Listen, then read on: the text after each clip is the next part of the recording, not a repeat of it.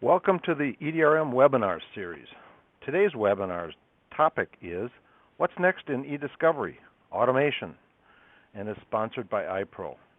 My name is Tom Gelbman, co-founder of EDRM, and I will be moderating this webinar.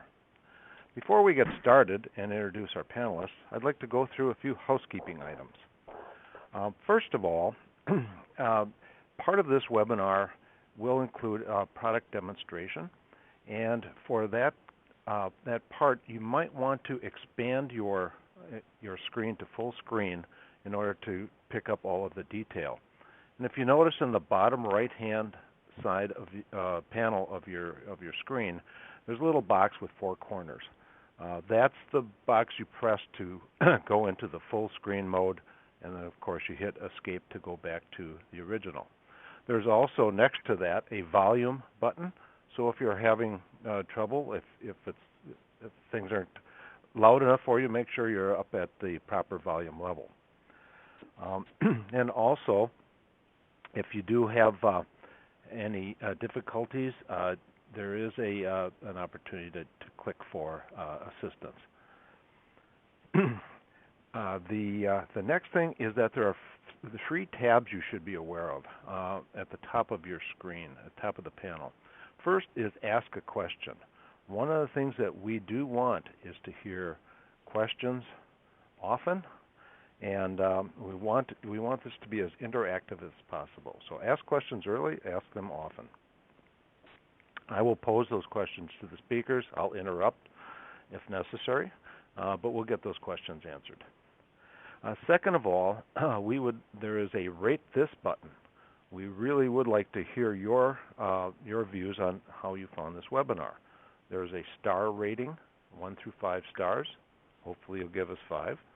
And then also an opportunity for comments. The comments are just as important to let us know how we did. Also like to let you know that there will be a recording of this webinar. At the conclusion, it'll be posted. Links will be on EDRM, on the iPro site, and on Bright Talk websites. So now, without any further delay, I'd like to introduce our panelists, Sarai and George. Thank you, Sarai, Tom. why don't you introduce yourself first? Yes, absolutely. So my name is Sarai Guerra, and I'm actually the VP of Client Strategy at iPro, and been in the industry for several years, focusing on service providers as well as from a law firm perspective. What I really focus on now, and my team really focuses on now, it's our interaction with our clients and really helping them implement our products with a really customized workflow depending on the needs of the client. So obviously for us, this topic is it's extremely important, to start discussing automation and adding a lot of efficiencies throughout the entire eDiscovery process. And I am George Sosha, along with Tom, co-founder of EDRM. Often on these webinars, Tom and I are co-moderators, but in this webinar, Tom gets to try to moderate me. We'll see how well that goes. But what we want to do today is, as Tom had suggested, walk you through some issues that have been especially challenging to folks dealing with electronically stored information, and not just talk about the problems. Anybody can talk about problems, but offer some ways of effectively, cost-effectively, and hopefully satisfactorily addressing those problems. So let's dive into the problems. Yeah, and I just want to quickly show this slide deck and really explaining what we have in front of you. Batches, we don't need no seeking batches. Obviously, we grabbed that from a movie, the quote from Lake Saddle, and the main reason why we grab it is because those batches is something that we do constantly throughout the eDiscovery process, right? From grabbing the data and into trying to capture some information of the data, processing it, and obviously going into the review. Every single one of those processes that we have, there's so many batches or batch processes that we have to go through. And so at iPro, one of the things that we want to be able to do is remove that and have a bit more of a streamlined process. So this is our goal. This is really our one of the things that we want to mainly focus on, and obviously discuss the automation, portion of it, and what we're trying to do around it. So maybe we can talk a little bit about, George. We can talk a little bit about what are the problems, so we can see obviously the things that we're trying to resolve, just in the industry overall. What is our business problem right now, and just the problems in eDiscovery in general? And I like to maybe hear a little bit more about the white paper that you wrote, because I think it's really important to sort of see the struggles that we've had over the years, with just eDiscovery in general. From the paper days to now electronic discovery. Sure, and so thanks, Brian. And for those on the webinar live, or for those coming to the webinar recorded, we have several attachments available to you. One of the attachments is a copy of the slides that you're seeing here, so you don't need to try to write everything down or do screen captures or anything. The other, another of the attachments is a white paper that I wrote for iPro about automation and data streaming, which are between the two of them ways to try to address a couple of the most significant challenges we face in eDiscovery. You have to have been living under a rock in Antarctica not to know, if you know anything about the cost of litigation these days, that the cost of discovery has skyrocketed over the last couple of decades, and that a major part of the cost of discovery now is the cost of handling electronically stored information. And we desperately need to come to a point where we get those costs under control, where we reduce the costs, where we make them more predictable and more understandable, so that we know what we're going to be paying, when we're going to be paying, how much we're going to be paying, and for how long we are going to be paying it. The lack of insight into those four areas has become increasingly challenging. Hand in glove with that is that the process, for all that our 9-box EDRM diagram makes things look simple, is anything but simple. It is in many instances a patchwork process that looks like at least where I grew up, a Midwestern, perhaps where someone else grew up, another type, a farmhouse, where you had the original farmhouse and then someone put an addition on with a slightly lower roof line, and then another addition in another side with a slightly lower roof line, and yet another, and soon you get to the point where all you can fit under the roof line is a doghouse, and things just aren't working well for you. Many people's eDiscovery processes look kind of like that structure, or if you want, like a game of Twister where we're all contorted around because we just kept putting our hand or our foot on the nearest available spot without any long-term thought as to how this all was going to function. So that is, in a nutshell, the mess we find ourselves in today. But we want to talk not just about the mess, a little bit more about it, but also about what we can do about that mess. Yeah, because I think we can all agree that the data is only growing. So this problem is not necessarily going to go away, and what we need to figure out is how to streamline that. How do we automate some of those processes? So I definitely want to talk a little bit about just the processing or going through all those batches that we were just talking about, and the processing of data, trying to get it all prepared for review. Wanted to show you just a couple of slides on the problem that we're trying to solve. So you can see in my current slide, this is our current method of just processing data. And some of you guys may be able to relate to this. If we have any attorneys on the line or any paralegals that are currently working with different vendors or even the litigation support team at a law firm, this is what some of those administrators have to go through. This is the process that they're currently having to go through. And the reason why in some cases they're struggling to give you a specific time frame on when you can start reviewing your data, because our data is very complicated.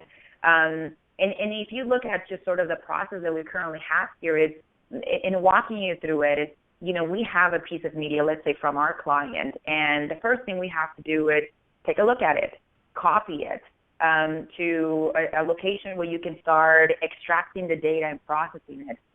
So the copy process takes quite a bit of time, but at the same time, there's a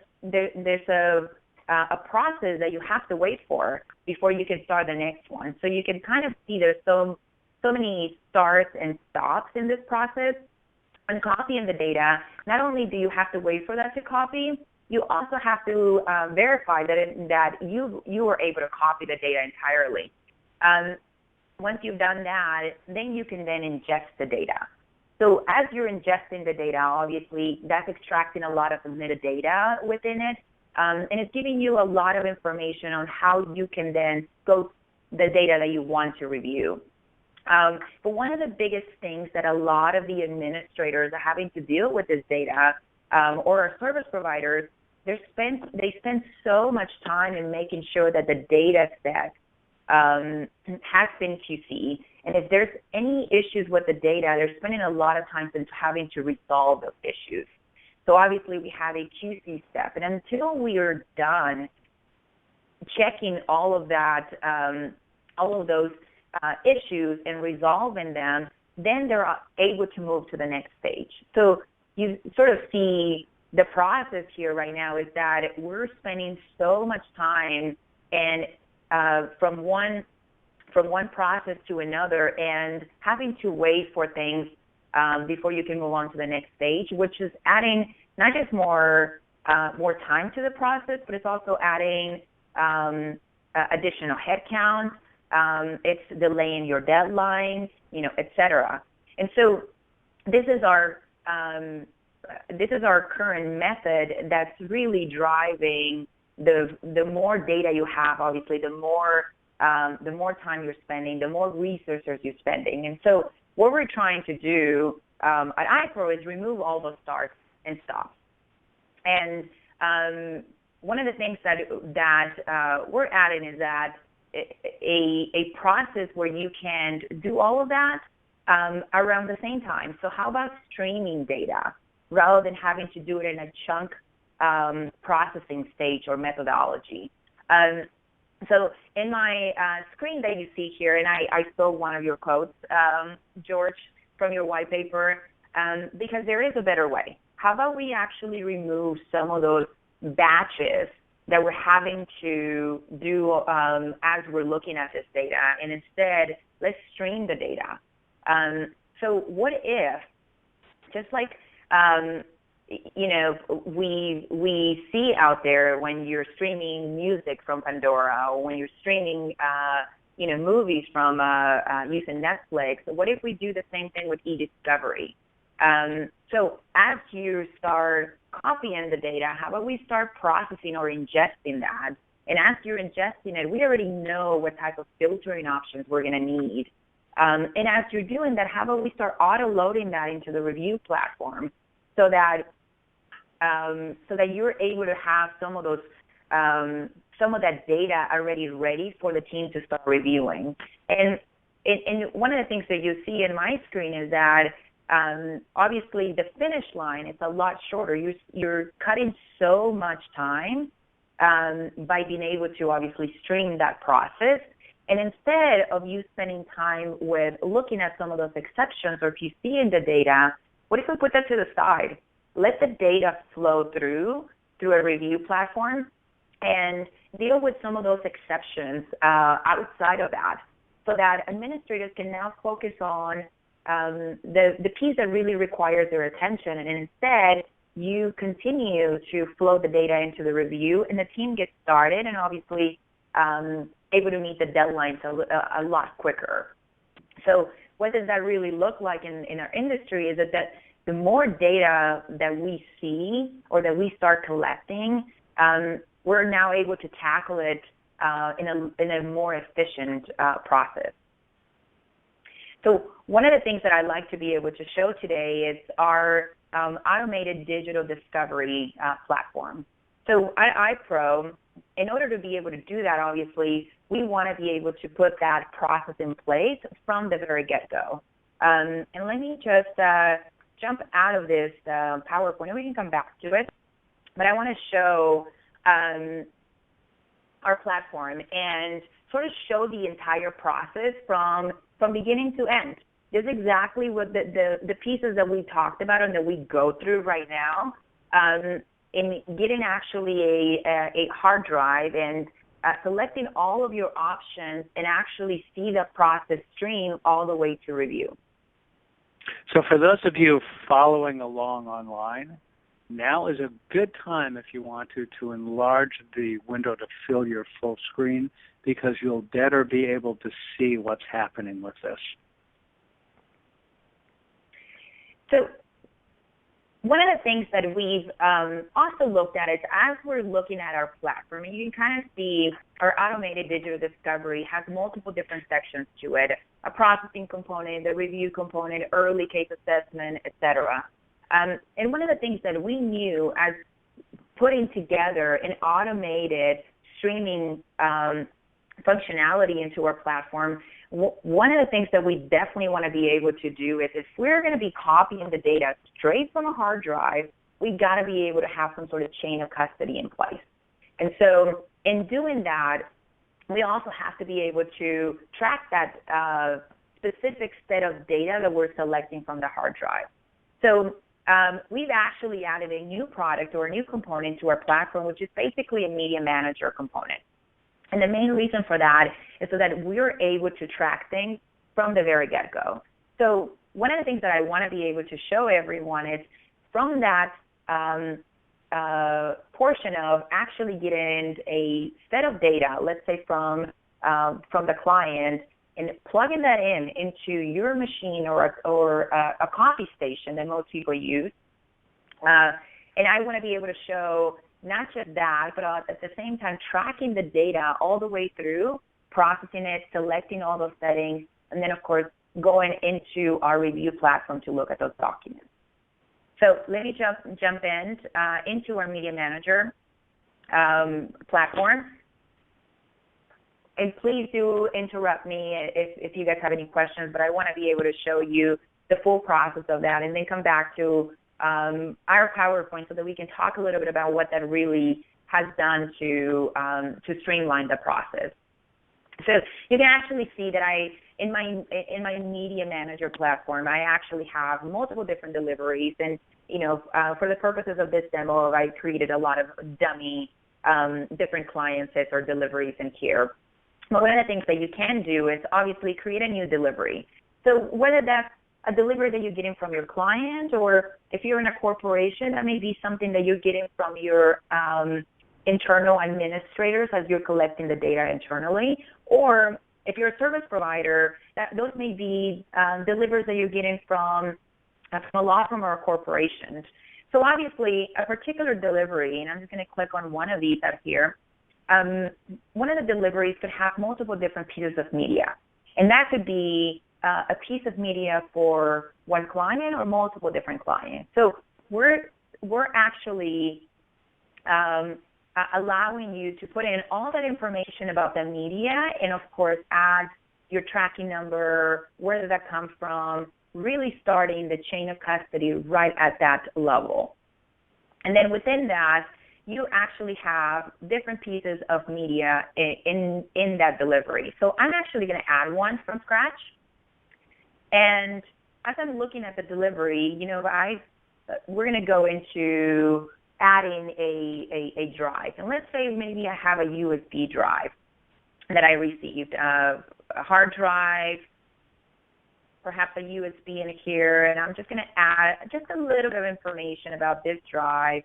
Let's say it's Western Digital, and it's a 60 gig drive. So just really adding a little bit more about this piece of media. So obviously, if you have any additional... Yeah. So this information you're putting in then, Sarai, where does it go? What happens to it? So we're actually grabbing all that information within Media Manager, or our platform, so that at any point, once you start processing this data into the review, you can actually track it all the way back to that particular piece of media. And I think that just coming from a law firm perspective, it's really hard to keep all that information in a particular law. Some people are using, obviously, forms, electronic forms. They perhaps sometimes print it out and even have that chain of custody with the piece of media. We're actually putting it in an application where you can search it and track it all the way back to that particular media. And really what that does for us...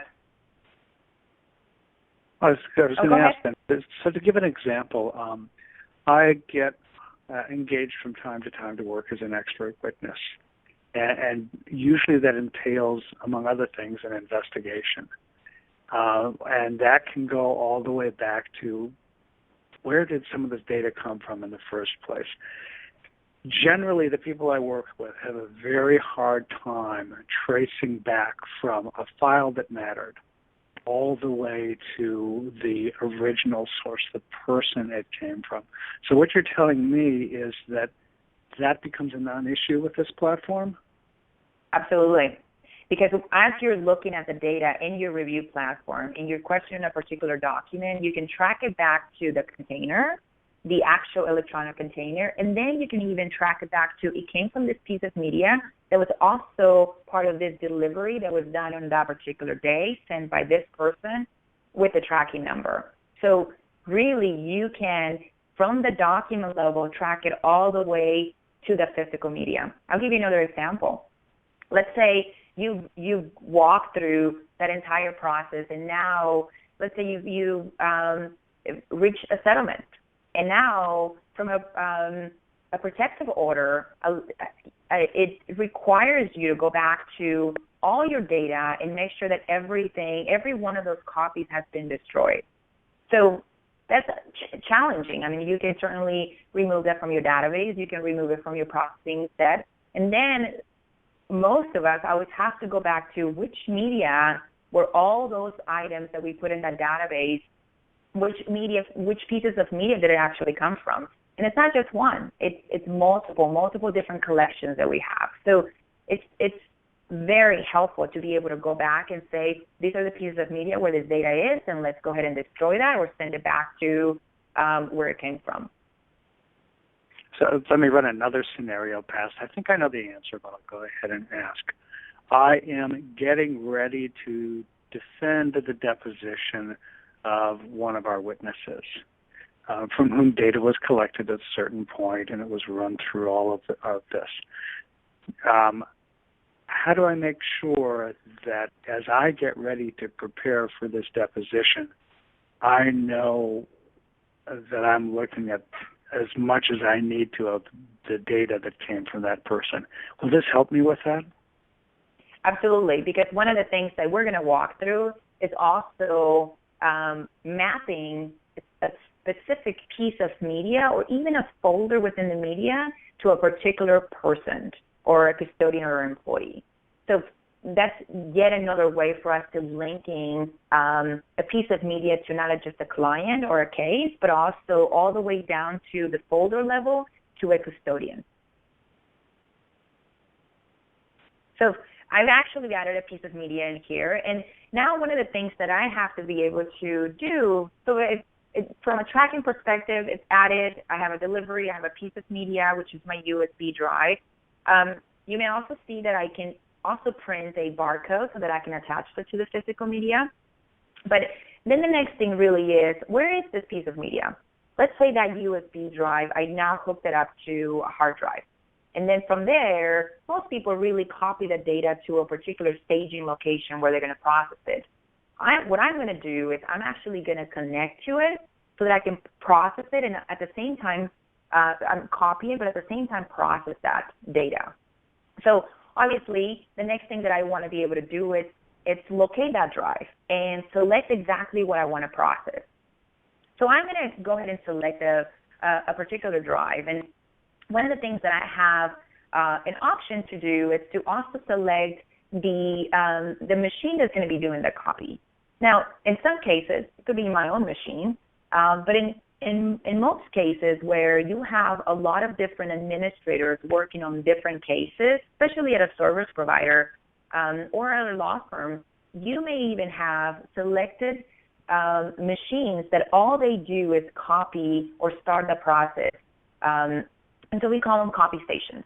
Now, they can be located anywhere because at the end of the day, I'm actually on a website just connecting to that drive so that I can select exactly what I want to process. So I can really be in a complete different state starting the process as I connect to a machine that is, let's say, if I'm in LA, I can do that and connect to a machine in our Phoenix office and start the process, which is exactly what I'm going to do here.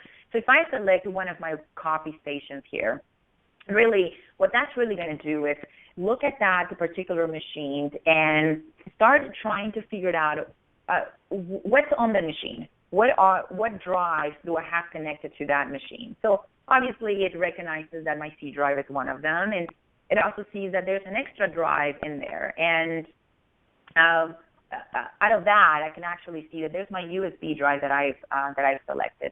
So really all I need to do is connect to that. And one of the things that we actually do is we validate that serial number, because in some scenarios you may actually have 5 different drives connected to the same copy stations, and we want to make sure that we're actually connected to the correct one.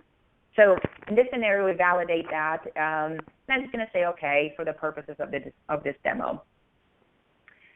So as we're connecting to the drive, and before we even look at the data, one of the things that you can do straight from this application is you can basically say, I've already configured a job. I already have the template settings that I know that I want to do with this data. I know I want to be able to process it and do specific filters. And those filters could be by the file type. It could be deduping the data, which most of us obviously do. We remove also some application files or the system files as well. So we denist, that's how we call it. The other thing that we could also do is, let's say we know for sure that we have a selected date range that we want to focus on. So all those settings I can put together, and from here, all I have to do is once I've done that, and obviously it's a one-time setup process, once I've done and created those templates, so I'm telling the system to go and use those templates, process the data, filter it, but even with that, I also want to be able to tell it exactly where to go and load the data to. Which database do I have, and which review database that I want that data to be loaded straight to. So from here, once I've created that, all I have to do is select that project or that configuration job. And one of the things that I can also do is I can select my streaming discovery process. So once I've done that, obviously I want to be able to scan to my drive and take a look at some of those folders that I have. And I'm just going to quickly go into some of the folders that I created in here. And obviously you can see I have quite a few folders of different custodians. I'm just going to select one of them, one particular custodian that's at the top level, and click Next. So as we were talking about the process of mapping specific folders within that media, this is where we can say, yep, this is actually Steve, and I've already created that custodian, and I want to be able to map it to that particular employee. I also want to be able to say that this came from his laptop. So we copy some documents from the local laptop to a USB, and that's the real source. Now, this is really important because obviously as later on you want to do some filters and do some ECA, or as you're reviewing the data, you can then track it all the way back to that source, that custodian, and obviously ultimately the piece of media. So I'm going to go ahead and click process here, and I just quickly want to be able to show the status of that process, because one of the things that we've done is we've not just tracked a piece of media, but also we basically told the system from this screen, we've told the system, go to this machine, start copying the data, start processing it at the same time, filter it, and even put it into a particular database for me to start the review, just from this application. So once you've set all of your templates, now you can actually start that process. And as you can see, it actually already started processing. It found about 571 items. And from here, it's actually going to start discovering the documents and doing the filtering options. So quickly just want to go back to our PowerPoint here, just to sort of discuss a little bit more of what's actually happening in the background. We're not just grabbing all of those batches that you see here, but we're streaming that process.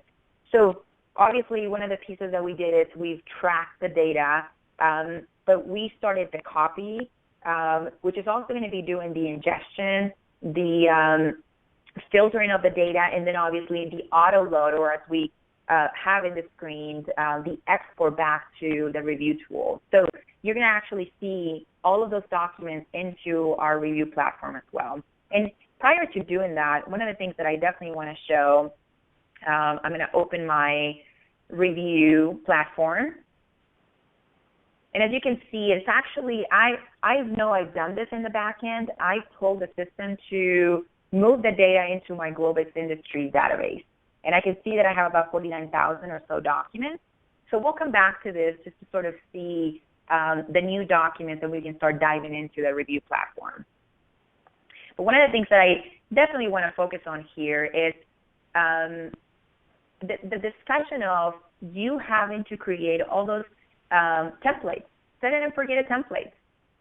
So not to scare you here, but a lot of the administrators that are dealing with this data, they have to be able to put in a lot of information on the back end to let the system know exactly what you're going to do with that data. So from a setup perspective, I can set that information. Once I've consulted, obviously, with the case team, one of the things that I know I'm going to be asking the case team is, what are we looking at in terms of a date range? And you can have a couple of date ranges in here. Same thing for all of our different file types. Do we want to grab everything, or do we want to just exclude some of those, depending on the type of case that you have? Obviously, if it's an IP case or a patent case, that you may be looking at application files that you may want to remove. The same thing goes for what is our scope, and do we want to remove all those duplicates, or do we want to look at a copy of documents per employer or custodian? So this is something that they're definitely going to have to get a lot of information, but once you set that up, then really all you will be doing is what you saw me do. Select the configuration job where all those settings are, and just let it start processing and load into the review platform. So the way things are set up, just suggest to the audience, submit your questions if you have any. Sorry for the interruption. Oh, no, fine. Because I was about to interrupt. And with templates, sir, I assume this means that on any single matter, you can set up multiple templates, right? Absolutely, yes. So okay. As you saw, I've actually had a drop down, and I can actually select different types of templates that I need. So let's say you have a specific, even within one case, you have a specific way of filtering that particular case. And At the same time, you want to start a new project, you have a piece of media in a complete different machine, and you want to start the process, you can certainly be doing that at the same time, selecting a new set of templates for that particular case. Okay, and similarly, you can use a single template for multiple matters, right? Absolutely, yes. And it looks as if you can be quite granular in what you do with the templates. You can go to a great, a minute level of detail with them, right? Yeah, I mean, I think that the one piece that you have to keep in mind, though, and although you are able to do that from a technical perspective, every case is going to have different settings or filtering options, and every case is going to go into their own review database. So obviously, you want to be able to have a project specifically for that case. So that's something to keep in mind. But certainly, as you're, yeah, we do have a question. Okay. Question is, if a document that would normally be an exception or an unknown file type makes it through to the review platform, what are your QC options to reprocess it at that point? So that's actually an excellent question, because one of the things that we do in our process is you can kind of see there's a QC in there that has to happen. We've actually segregated those. We know that as you're processing the data, you're going to have some exceptions. There's going to be, let's say, an attachment to an email that perhaps has a password, and we have to be able to get that password to be able to extract that information. So we know there's going to be some exceptions. What we want to do is to put those to the side so that the data can continue to flow into the review platform. But at the same time, one of the things that we also want to be able to do is we want to keep the families together, so that one email and that one attachment are then grouped together, put to the side, so that then the administrators, once that process has started, the administrators can then look at all those exceptions. We do have a QC module as well, where you're actually able to go and resolve all of those issues separately. And then from there, they get pushed to the very end. So as the data is flowing into the review, and let's say you have an exception of 30 documents or 30 different families, those 30 different families can then be pushed at the end and added to the review, and obviously those can then be reviewed continuously. So hopefully that answers the question. Yep, thank you.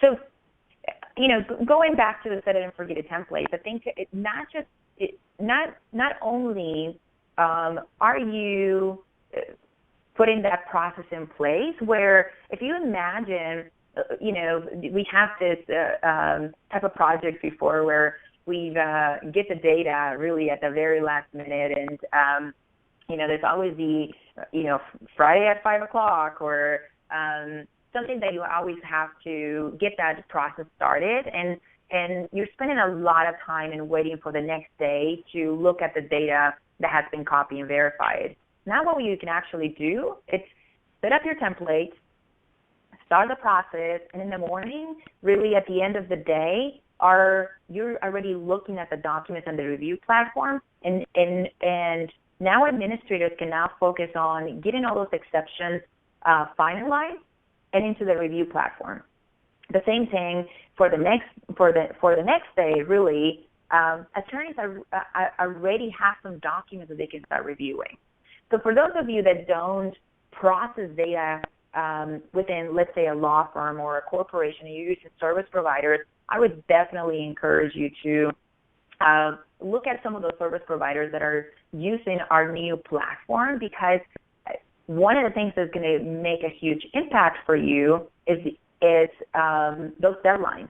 If you want to be able to start processing the data and get some data back right away, which is something that I was always definitely very used to, and asking vendors, can you give me some data so that I can start my review process? Because we know that that's going to take a while. Now they're actually able to do that. They're able to get the data to you a lot faster. And I'm actually going to go back to my process here and just quickly do a refresh. And now I can actually see that I have some documents. My document set has moved probably about 1,000 or so documents.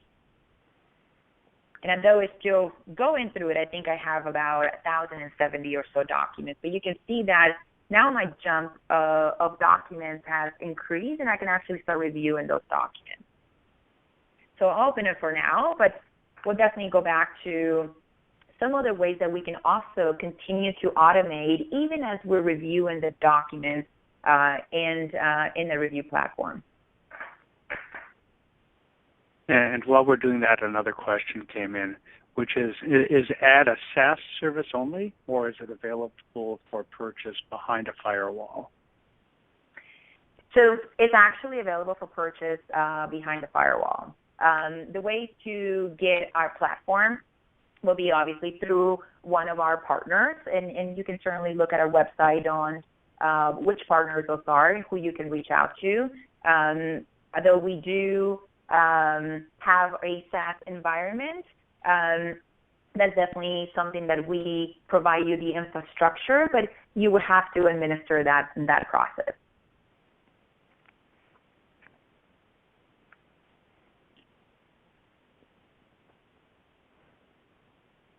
So what have we got here? Any other questions? Oh, nope. I'm sorry. We'll interrupt you again when we get more. Oh, Tom, okay. You got one? Nope, we're good. Okay. So one of the other things that I definitely want to show, George, is, we're talking about automation, and obviously it's a huge difference in having to stream all the data into the review. But once you have it in the review platform, now what? What do you do? What are the things that you can also continue to automate? So just kind of want to talk about a couple of items in there that you could also think about doing as you are looking at the set of documents. So one of the main pieces that is a huge question nowadays is, when you have a set of documents and in this particular instance, we have about 51,000 or so records in my database. So now what? How do we review that? What other automation pieces do we have, and what did we negotiate with the other side? So certainly the very first thing that you want to start looking at is perhaps doing some keyword searches. And that's, I think, a lot of folks probably on this call are very familiar with. So I want to show you how we can add some automation to that. But then the other piece as well that most people are starting to look at, especially with the size of documents growing, is also the analytics piece. What are the pieces that we can now start adding that can help us get through documents a lot faster, so speed up your process? So I'll show you the very first one. In our administration of our review platform, one of the things that we've added is a keyword management process. And I'm going to just hide and change my view here so that I can, you can see it a little bit better. But one of the things that we allow you to do is to run a set of key terms into the entire set of documents that you have on your review. And I can tell you that a struggle in the industry has always been getting the right syntax as you're searching for all these search terms. And the main reason for that is because as you start reviewing, the last thing that you want is to start reviewing a bunch of documents that are just basically false positives, or documents that, although they are the keywords that you were looking for, are not necessarily in the context that you're looking for. So what we've done is we've give you basically a report or just an overview of all those key terms, which allows you to really look at every single one of those terms and see how many documents, how many hits of those terms, but at the same time, how many unique documents are on that set for that particular term. So let me just sort of further explain on that. You can kind of see at the very bottom here, I actually have a pretty large list of key terms. And one of the things that I definitely want to be able to know is, as I'm searching that entire database, which of these key terms do I need to look at and perhaps tweak a little bit? So rather than me having to review the document, can this report give me a little bit more information? And one thing that we've added into this report is the amount of unique documents for only that term. What that really means is, there, in this particular instance right here, we have about 539 documents that do not have any of the other terms in my entire set of search terms, only have United Nations. So I can tell right away that just by looking at my unique document count, that that's actually bringing back some documents that probably are not of interest, or I may need to tweak a bit. Not only do we give you the unique document count, we also tell you, and with the documents, how many, and with the family documents, how many of those are also unique. So if I was to remove this particular search term completely, how many documents am I actually removing from my search term? So it's very important to be able to look at some reports so that you can make better decisions at that level. The other piece that we've also added as you're doing some keyword terms is perhaps some scheduling options. So we were talking about automating the entire streaming or the processing from copy all the way to review. So now that it's in review, could we continue to do some of the streaming process? So you could actually have a list of key terms and schedule when they are run. And how often are they run? How often are you loading data? How often do I want this set of terms to be run? And how often do I want to look at this document and obviously create batches or review batches for all of my entire case team to start looking at them? So yet another way to add some automation to the process. And really right now, what a lot of people do is they log into the review platform and they start running the process, and now you have to wait for all those terms to run. So what we're doing is taking it a step further and actually doing that automatically as the data has been loaded to the review platform.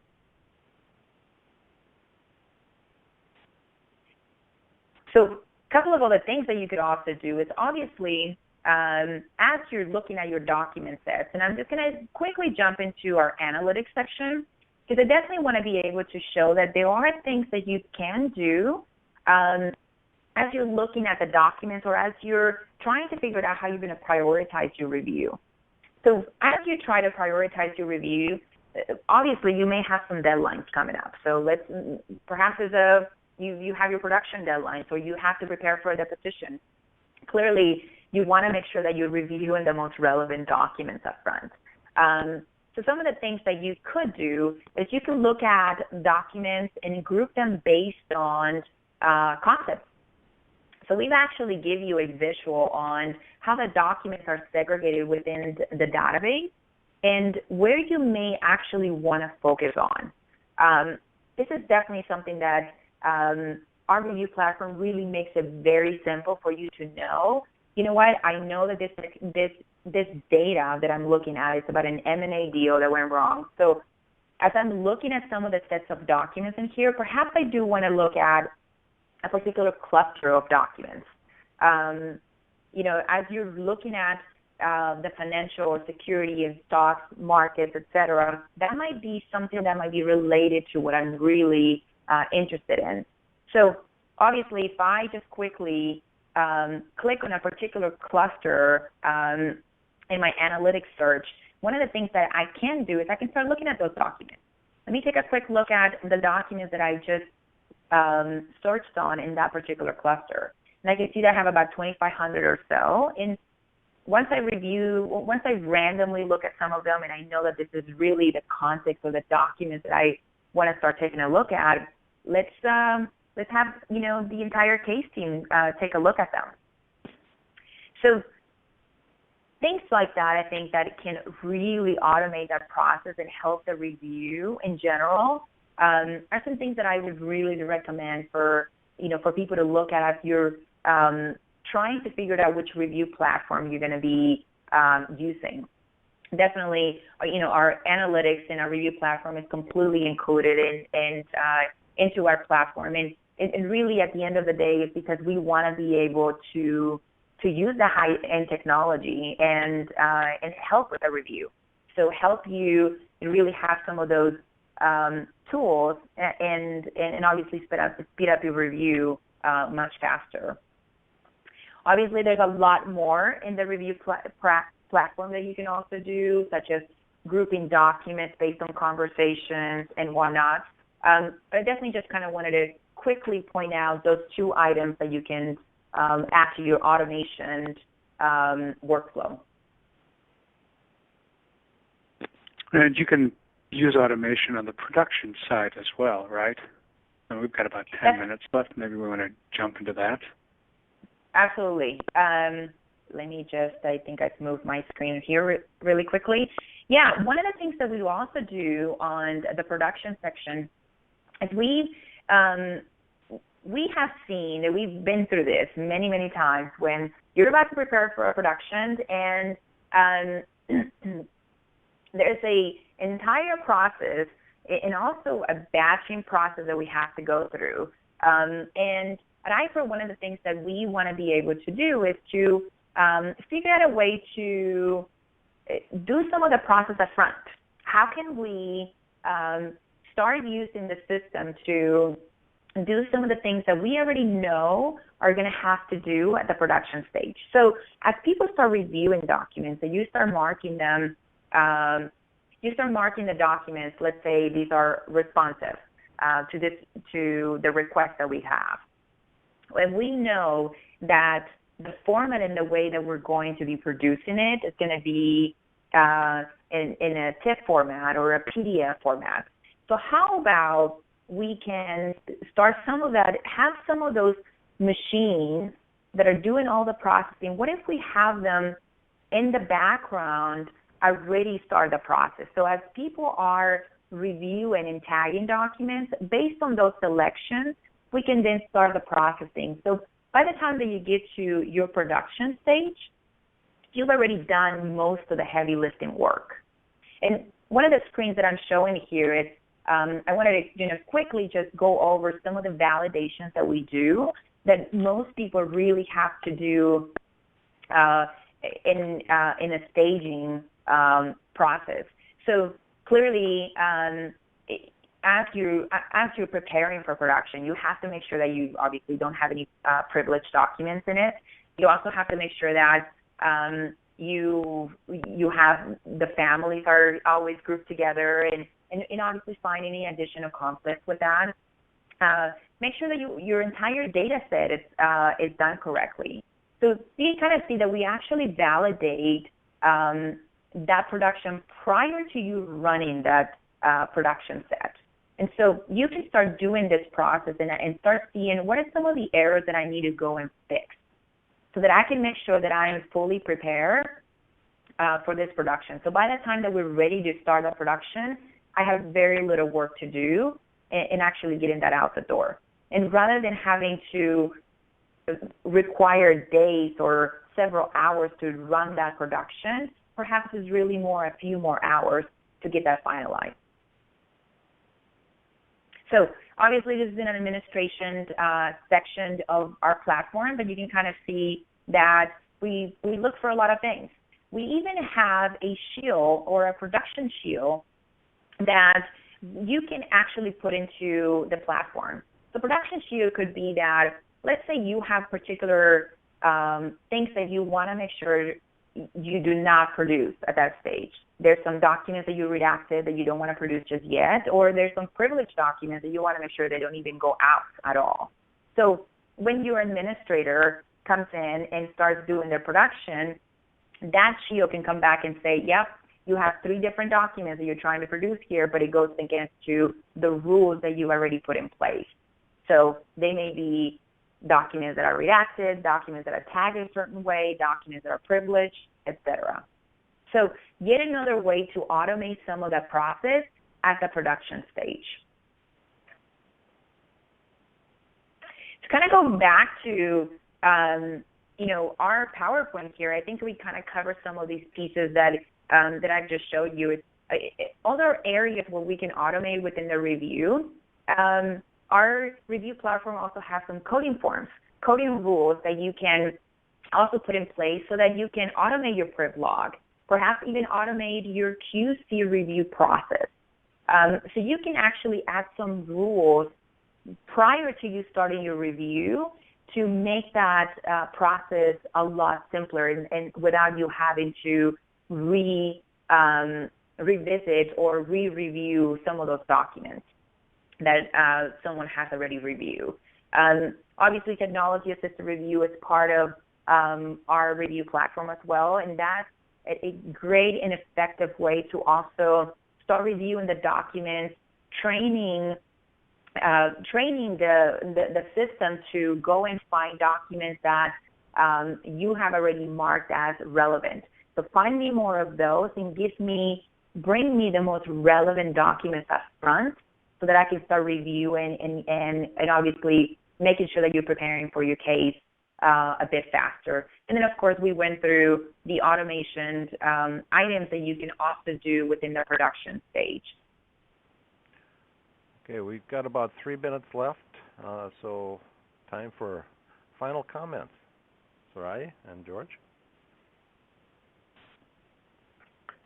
So I think part of what you've all seen here is that there are other ways to approach eDiscovery from collection through production that aren't so heavily manual, so dependent upon filling out paper forms and cobbling together different processes.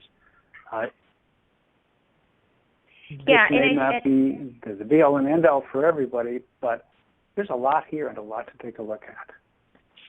Yeah, and one thing that I definitely want to make sure I've mentioned is obviously we have some folks that might be doing all of the processing from the very get-go, or some folks that really just focus on the review portion of that. So depending on what area you've really focused on, if you are a service provider and you're doing all of this, this is definitely going to save a lot of time and get the data a lot faster to your client, but also minimize the amount of errors, adding more consistency in building those templates that we talked about. And then, the ability to track all the way from the very beginning. If you are at a law firm and you do this entire process, one of the things that's really going to allow you to do is to focus more on helping develop good workflows up front, rather than having to deal with the data on a day-to-day and spending all the time in having to start and stop all those processes that we talked about. So now it's really allowing you to focus on the real areas, which is really the planning part of discovery. That's really where, when you have a really good plan in place, obviously you are adding so many more efficiencies to your entire process, and obviously having that workflow in place up front. From a corporation perspective, having some of that entire process and automation is really provides that consistently to your outside console. But at the same time, it removes the amount of time. It also removes the time from the collection to processing to review. So obviously we don't have to sell anyone on all of the benefits that there are with automation, but that's really our goal at iPro. It's how can we really use some of the high-end tools and start automating some of this process, because we know that the data is only going to grow. Okay, well, terrific. Well, thank you, Sarai and George, for an informative, interesting presentation on the automation of eDiscovery processes and what's available from iPro. This is a reminder that a recording of this webinar will be available shortly on EDRM iPro and Bright Talk websites. And please, before you leave, make sure that you do rate us. We do want to hear from you of rating this webinar. And again, thank you all for attending this EDRM webinar sponsored by iPro. Everyone have a great day. Thank you, everyone. Thank you.